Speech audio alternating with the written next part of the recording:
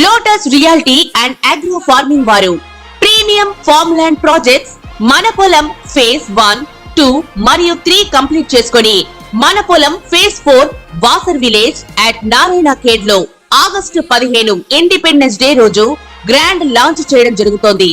Launching మరియు independence day సందర్భంగా 5 guntas land out rate లో బుక్ చేసుకున్న వారికి 1,50,000 రూపాయల డిస్కౌంట్ తో పాటు 2 గ్రాముల గోల్డ్ ఫ్రీగా ఇస్తున్నారు. పూర్తి వివరాలకు సంప్రదించండి. ఓం మహాగణాధిపతయే నమః. ఓం గురుభ్యో నమః. ఓం శ్రీమాత్రే నమః. ప్రేక్షకులకి ఈరోజు మనం చెప్పుకోబోయే టాపిక్ ఏమిటి అంటే, మనకు చూడండి లైఫ్లో చాలా అంశాలు ఒక్కొక్కసారి ఏమవుతుంటుందంటే అది ఇంకా ఆగిపోయినట్టుగా ఉంటుంది లైఫ్లో. అది మన పర్సనల్ ఎదుగుదల కానివ్వండి, ధన సంబంధించిన విషయం కానివ్వండి, లేనట్లయితే పిల్లలకు కొంతమందికి చదువుకు సంబంధించిన విషయం కానివ్వండి, అదేవిధంగా వివాహం కావచ్చు, ఉద్యోగం కావచ్చు, వ్యాపారం కావచ్చు, స్ట్రక్ అయిపోయినట్టుగా ఉంటుంది. అసలు 12 లగ్నాల వాళ్ళకి ఇది ఎందుకు జరుగుతుంది, దీనికి పరిహారం ఏమిటి, దీనికి ఏమైనా రాహుకేతు సంబంధం ఉంటుందా అనేటువంటి అనేకమైన అంశాలు, అదేవిధంగా ఇక్కడ జాతకం ఉంటే ఓకే, మరి జాతకం లేనటువంటి వారు ఇలా ఆగిపోయినప్పుడు అసలు ఏం చేసుకోవాలి అనేటువంటి విషయాలు చెప్తుంది. నేనైనప్పటికీ కూడా చెప్పిస్తూ సాక్షాత్ లలిత అమ్మవారిగా భావిస్తూ ఒక్కొక్క లగ్నం తెలియని వారి రాశి నుంచి మనం చూసుకుందాం. వృశ్చిక లగ్నము, వృశ్చిక రాశి, ఈ ఇద్దరికి కూడా అంటే లగ్నం తెలుసు లగ్నం, రాశి తెలుసు రాశి నుంచి చూసుకుంటే, ఇప్పుడు ఉదాహరణకి ఈ యొక్క లగ్నం వారికి లగ్నంలో కానీ 6లో కానీ భాగ్యంలో కానీ దశమంలో కానీ రాహు ఉంటే, భాగ్యం అంటే 9వ స్థానము, దశం అంటే 10th హౌస్ ఉంటే దీని ప్రభావం ఎక్కువగా ఉంటుంది. అంటే ఇక్కడ ఎటువంటి ప్రభావం ఉంటుంది, ఏ పరిహారాలు చేసుకోవాలి. లగ్నంలో ఉన్నాడు రాహు, ఇది డైరెక్ట్గా లగ్నాన్నే రూల్ చేస్తుంది, అంటే జీవుడిని ఎటువంటి ఎఫెక్ట్ ఇస్తుంది జీవుడికి. ఆల్ ఆఫ్ సడన్గా ఏవో మార్పులు జరగడం ఇట్లాంటివి ఇస్తూ ఉంటుంది. లేదా అగ్రెసివ్ అయిపోవడం, బాగా అగ్రెసివ్ అయిపోతే వాళ్ళే మదన పడుతూ ఉంటారు. కొంతమంది ఎలా ఉంటుందంటే, ఇది స్కార్పియో సైన్ అనేది ఇటువంటిది ఏదైతే ఉందో నిగూఢమైనటువంటి రాశి కాబట్టి ఇక్కడ అగ్రెసివ్ అయిపోయినప్పుడు ఏం చేస్తుంటారంటే వాళ్ళలో వాళ్ళే మదన పడి అనవసరం కదా అనారోగ్యాలు దారితీస్తుంటుంది. వాళ్ళు ఎక్స్ప్రెస్ చేయరు, కొంతమంది ఎక్స్ప్రెస్ చేస్తారు.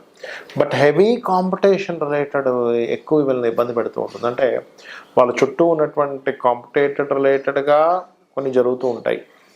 దాంట్లో వీళ్ళు స్ట్రెస్తో ఎక్కువ ఇదవుతూ ఉంటారు, లేదా వీళ్ళు అవతల వాళ్ళ సంబంధించిన విషయాన్ని ఎక్కువ కాంపిటేటివ్గా తీసుకొని స్ట్రెస్ అవుతూ ఉంటారు.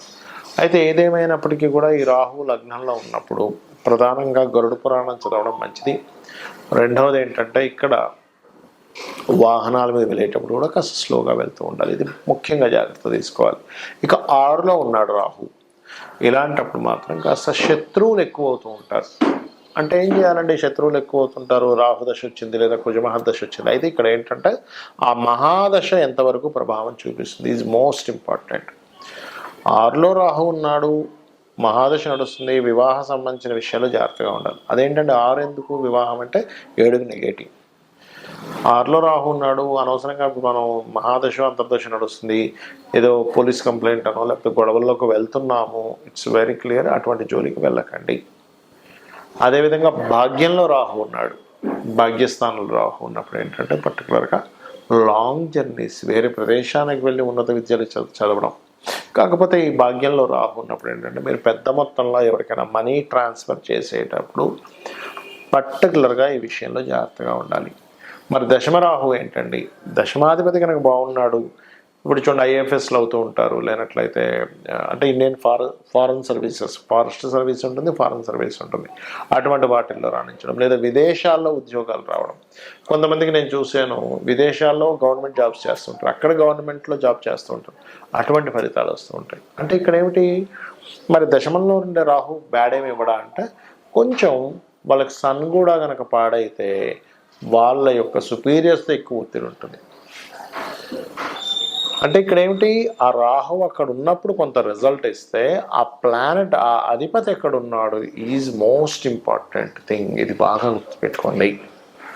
అలాగే మరొక విషయం ఏంటంటే, ఇక్కడ ఈ యొక్క లగ్నాత్ 1, 6, 9, 10 అని చెప్పుకున్నాం.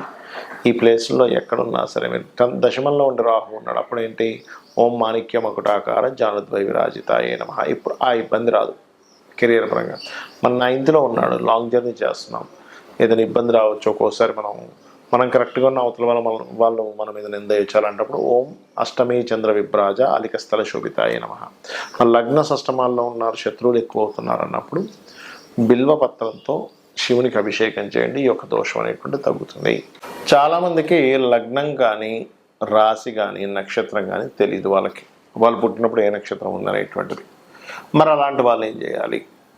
ఇక్కడ మనకి వేదాల్లో చెప్పినటువంటి కొన్ని అద్భుతమైనటువంటి అంశాలు నేను మీకు ఇప్పుడు షేర్ చేస్తాను. ఎవరికైనా కానీ గుర్తుపెట్టుకోండి, బాగా అసలు ముందుకు కదలట్లేదు అన్నప్పుడు వాళ్ళు ముఖ్యంగా సర్పసూక్త పారాయణం, అగ్నిసూక్త పారాయణం చేసుకుంటుండాలి. ఇది పారాయణం అంటే వినడం కానీ, లేకపోతే ఇంట్లో పారాయణం చేసి అభిషేకం చేయడం, ఇట్లా రకరకాలు ఉంటాయి, హోమం చేయడం. అంత చేయలేము అనుకునేటువంటి వారు చాలా సింపుల్ రెమెడీ ఒకటి చెప్తాను. మీకు దగ్గరలో ఆలయాలు ఉంటాయి, అందులో రావి చెట్టు ఉంటుంది. ఆ రావి చెట్టు కిందని సర్ప ప్రతిష్ఠ చేసినవి ఉంటాయి. అక్కడికి వెళ్ళి చక్కగా మీరు ఒక చెంబులో, అది రాగి చెంబు కానివ్వండి, స్టీల్ చెంబు కానివ్వండి, ఏదైనా చెంబు కావచ్చు, దాంట్లో వాటర్ చక్కగా నిండుగా పోసుకొని అందులో పసుపు, గంధము, ఇంకా ఎక్కువగా తీవ్రంగా ఉంటే కొంత కుంకుమ కూడా వేసి ఆ చెంబును పట్టుకొని ఆ రావి చెట్టు చుట్టూ ప్రదక్షిణం చేయండి. ప్రదక్షిణం చేసి దాని తర్వాత ఆ నీటిని ఆ మొదల్లో, రావి చెట్టు మొదల్లో వేయచ్చు, లేదా అక్కడ ఏదైనా సర్ప ప్రతిష్ఠ చేస్తున్నట్లయితే వాటి మీద కూడా వేయవచ్చు. దీంతో పాటు ఇంకొక పని చేయాలి. ఏమిటది అంటే, ముఖ్యంగా 4 గ్రహాలు ఏమిటవి? కర్మకారకుడైనటువంటి శని భగవానుడు, అంటే మన కర్మ బట్టే కదా ఇట్లా ఉంది పరిస్థితి, కాబట్టి కర్మకారకుడైనటువంటి శని భగవానుడికి, మరియు కుజుడికి, కుజగ్రహానికి, రాహువు, కేతువు, ఈ 4 గ్రహాల దగ్గర దీపారాధన చేయండి. అలా కాదండి, నా పర్సనల్ చార్ట్ పరంగా ఇలా ఉంది కాబట్టి ఆ ఫలానా గ్రహానికి, that is different. Me personal chart ఉంటే మీ పర్సనల్ చార్ట్లో అసలు ఏ ప్లానెట్ అక్కడ రిజల్ట్స్ ఇస్తుంది, దానికి దానం చేయాలా, చాంటింగ్ చేసుకోవాలా, లేనట్లయితే దానికి సంబంధించినటువంటిది ఏదైనా ఫుడ్. కొన్నిసార్లు ఎలా ఉంటుందంటే, సన్ బాగా పాడైపోయాడు, ఎక్కువ గోధుమలు తింటుండడం వల్ల ఎక్కువ ఇబ్బంది వస్తూ ఉంటుంది. అట్లా ఒక్కోసారి రెడ్ కలర్స్ వేసుకోవడం వల్ల, ఆరెంజ్ కలర్స్ వేసుకోవడం వల్ల ఇబ్బంది వస్తూ ఉంటుంది. ఆ రకంగా ఏంటంటే, ఒక ప్లానెట్ పాడయ్యాడు అనుకోండి, మీ జన్మజాతకంలో చిన్న ఎగ్జాంపుల్ చెప్తాను, సన్ పాడయ్యాడు, orange colour dresses important works వెళ్ళినప్పుడు వేసుకోకండి. ఇప్పుడు ఎట్లా అంటే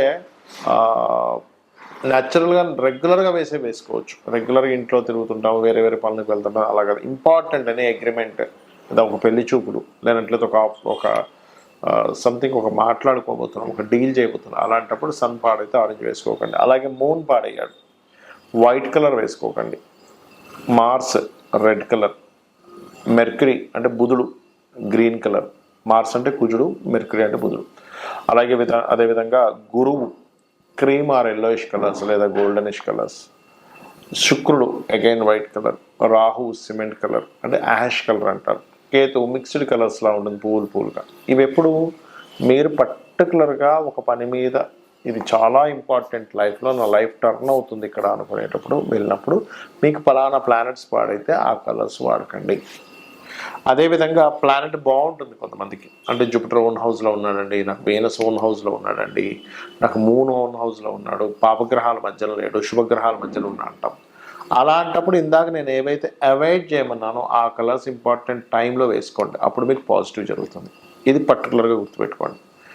అలాగే ఇక్కడ ఏదో సర్పదోషం ఉందనో, లేకపోతే ఇంకోటి ఏదో ఎల్నాడు శని ఉందనో, లేకపోతే ఇంకోటి ఏదో ఉందనో ఎక్కువగా దాని గురించి ఆలోచిస్తే తీవ్రంగా ఉండకండి. ఎందుకంటే ఈ గ్రహాలు అనేటువంటి మనుషుల మీద పగపట్టవు, గుర్తుపెట్టుకోండి. ఇది కేవలం మనం పాస్ట్ లైఫ్లో చేసుకున్న కర్మ. అంటే ఇంకా సింపుల్గా చెప్పాలంటే, ఒక లోన్ తీసుకున్నాము, ఆ లోన్ తీసుకొని బ్యాంక్ దగ్గర తీసుకున్నప్పుడు వాడు ఫోన్ చేస్తాడు, లేదా ఎప్పుడు కడతారండి అని ఫోన్ అడుగుతాడు. అంత మాత్రం చేత బ్యాంకు వాడు మన మీద ఏదో పగున్నట్టు కాదు కదా. మీరు లోన్ తీసుకున్నారు, ఆ లోన్ కట్టమని అడుగుతున్నాడు బ్యాంక్ వ్యక్తి, మీరు కడతారు, క్లియర్. అలాగే పూర్వజన్మలో చేసినటువంటి మంచి కర్మలు ఉంటాయి, బ్యాడ్ కర్మలు ఉంటాయి, అందరికీ ఉంటుంది, భూమి మీద పుట్టిన ప్రతి ప్రాణికి ఉంటుంది. అలా ఆ కర్మ అక్కడికి వచ్చి మీకు ఈ కర్మ నువ్వు తీర్చుకో అంటుంది. అంటే అలాగా ఒక్కోసారి చిన్నపిల్లవాడికి వచ్చింది ఎడ్యుకేషన్ రిలేటెడ్ కర్మ బాగాలేదు, అప్పుడు ఆ ఎడ్యుకేషన్ రిలేటెడ్ సంబంధంగానే స్ట్రెస్ అవుతూ ఉంటాడు మాటికి. అలా కాకుండా వివాహ సంబంధించిన విషయం బాగాలేదు, వివాహం విషయంలోనే స్ట్రెస్ అవుతుంటారు. అంటే ఏమిటి, నువ్వు స్ట్రెస్ అవుతూ దాని గురించి ఎక్కువ కష్టపడుతున్నావు అంటే సంథింగ్ కర్మ అక్కడ కనెక్ట్ అయింది. ఇక్కడ మేజర్గా కొన్ని చెప్పాలంటే వివాహం అవ్వట్లేదు, మీరేం బాధపడక్కర్లేదు. వివాహానికి సంబంధించిన ఒక మంత్రం, ఓం కామేశబద్ధ మాంగళ్య సూత్ర శోభిత కందర. లేదంటే బిజినెస్ సక్సెస్ అవ్వట్లేదు, ఓం ఇంద్రగోప పరిక్షిప్త స్మరతూనా భజంగికాయే నమః. అలా కాదండి జాబే రావట్లేదు నాకు అని అనుకుంటే గనక మీరు చేయవలసింది ఓం మాణిక్య మకుటాకార జానుద్వై విరాజితాయే నమః చేసుకోవచ్చు. లేదా ఓం శ్రీమాత శ్రీ మహారాజ్ని శ్రీమత్ సింహాసనేశ్వరి నమః చేసుకోవచ్చు. ఇంకొంతమందికి హెల్త్ ఇబ్బంది ఉంటుంది, అంటే వారికి ఓం సర్వవ్యాధి ప్రశమని సర్వమృత్యు నివారణి అగ్రగణ్య అచింత్య రూప కలికల్మషనాశిని నమః చేసుకోవచ్చు. ఇలాగా 1-2 కాదు, మనకి లలితా సహస్రనామాలలో అనేకమైనటువంటి నామాలు, ఒక్కొక్క నామం ఒక అద్భుతం. అక్కడ చెప్పాలంటే మీరు ఎప్పుడైతే చాంటింగ్ చేస్తూ ఉంటారో, ముఖ్యంగా లలితా సహస్రనామాలకి పాపాన్ని దగ్ధం చేసేటువంటి శక్తి ఉంది. మనం ఏ మంత్రం చేసుకున్నా దానికి పాపాన్ని దగ్ధం చేసే శక్తి ఉండదు అంత తొందరగా, కానీ లలితాసహస్రనామాలకి ఎక్కువగా ఉంటుంది. లలితాసహస్రనామాలు చేసుకోవడం ద్వారా, సూర్య నమస్కారాలు చేయడం ద్వారా, ఏదైనా ఆలయానికి వెళ్ళి అక్కడ మీరు ఏదైనా సేవ చేయడం ద్వారా ఖచ్చితంగా దగ్ధం అవుతుంది. కాబట్టి చేయండి. అలాగే దీంతో పాటు మరొక విషయం ఏంటంటే, మీకు ఏ ప్లానెట్ అయితే పాడైందో బాగా, ఏ రోజుల్లో అయితే మీకు ఎక్కువ ఇబ్బందులు కలుగుతున్నాయో ఆ రోజులు పర్టికులర్గా ఒంటిపూట ఉండండి. అంటే ఒంటిపూట అంటే తెలుసు కదా మీకు, పొద్దున్న తినకుండా మధ్యాహ్నమో సాయంత్రమో తింటుంటారు కొంతమంది. కానీ ఉపవాసం, కంప్లీట్ ఉపవాసం మాత్రం మీరు ఏకాదశి రోజు మాత్రమే చేయండి. శాస్త్రాల్లో మనకి ఏకాదశి ఉపవాసం వల్ల విష్ణువు ఆ ఉపవాసానికి సంబంధించినటువంటి తీసుకొని మనకి ఈ రోగ సంబంధించినవి రాకుండాను, రుణ సంబంధించినవి రాకుండాను, శత్రు సంబంధించినవి రాకుండాను ఆపుతూ ఉంటాడు ఆయన. అంటే రోగ శత్రువులు తగ్గుతారు ఏకాదశి ఉపవాసం చేస్తే. దాని మీద ఒక వ్యక్తి జపాన్లో రీసెర్చ్ కూడా చేసి ఇలా రోగాలు తగ్గడానికి ఉంది అని చెప్పడం కూడా జరిగింది. మనం సో దాన్ని ఎంత పాటిస్తే అంత మంచిది. అదేవిధంగా ఇక్కడ మరొక విషయం ఏంటంటే, మీరు ఏదైనా ఒక మంత్రం చేసేటప్పుడు చాలామంది నన్ను అడుగుతూ ఉంటారు, ఏమండి మీరు ఇప్పుడు ఈ మంత్రం చెప్పారు ఎంతసేపు చేయాలి? మినిమం 40 to 45 minutes ఖచ్చితంగా చేయాలి.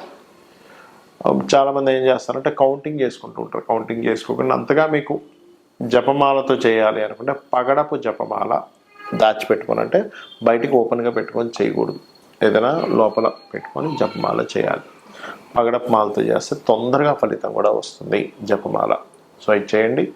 మీకు పర్టికులర్గా మీరు ఏదైతే ఈ ఇబ్బందులతో ఉన్నారో ఆ ఇబ్బందులతో ఉన్నానని మాటిమాటికి చాంటింగ్ చేయకండి. ఈ ఇబ్బందుల నుంచి నేను ఈ రకంగా బయటపడతాను అని ఫీల్ అవ్వండి. ఇబ్బందులతో ఉన్న ప్రతి వ్యక్తి చేసే మెయిన్ మిస్టేక్ అదే, అమ్మో ఇబ్బందుల్లో ఎలాగ అనుకుంటారు కాదు. ఈ ఇబ్బంది ఇలా క్లియర్ అవుతుంది, ఈ మార్గంలో క్లియర్ అవుతుంది, నేను ఇంత మెంటల్గా ఇంత స్ట్రాంగ్గా ఉంటే క్లియర్ అవుతుంది, నేను ఈ దేవతా స్వరూపాన్ని పట్టుకుంటే అవుతుంది, నేను ఇంత వర్క్ చేస్తే అవుతుంది. ఈ పాజిటివ్ దీంట్లో వెళ్ళండి, ఖచ్చితంగా అన్ని విధాలు బాగుంటుంది. ఆ అమ్మవారి యొక్క అనుగ్రహం కూడా మీకు పరిపూర్ణంగా కలగాలని మనస్ఫూర్తిగా కోరుకుంటూ శ్రీమాత్రే నమః.